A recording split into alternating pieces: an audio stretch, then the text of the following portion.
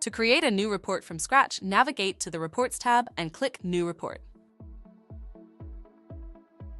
Select a theme for your report. The theme is the primary PowerPick table you'll use to pull data into the report. The most common report themes are History, which includes all of the transactions that have been completed in PowerPick, Material, which includes all of the details of the materials stored in your VLM, and Order, which includes all of the details for orders that have not yet been completed. We're going to build a report of picks completed today. So let's select the History theme, give the report a name, and click Create Report. Now we have an empty report to which we need to add columns in order to begin seeing data. Click on the Columns tab, then click in the Select a Column field. I mentioned before that the report theme specifies the primary PowerPick table that will populate the data in the report. Many report themes also include related tables.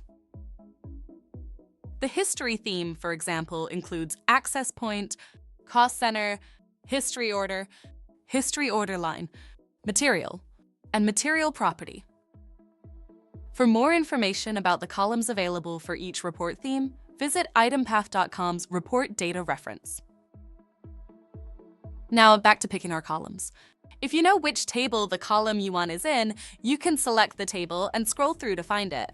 Alternatively, you can simply begin typing and select the appropriate column when it appears in the list.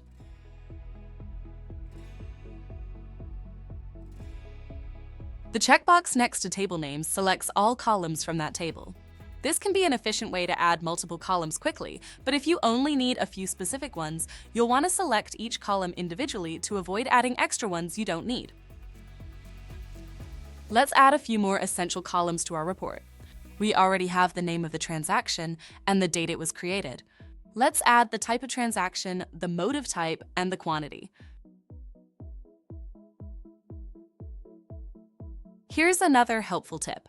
For columns that contain a numeric value such as type or motive type, you can often find a corresponding description column to help simplify the data in your report. Once you've selected all of your columns, click Add Column.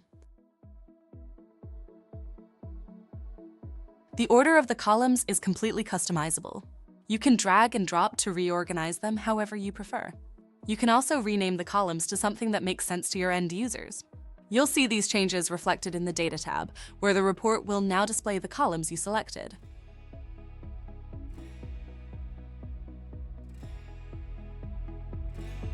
To learn more about what you can do with report columns, see our videos on customizing report columns with limits, grouping rows, adding counts, and more.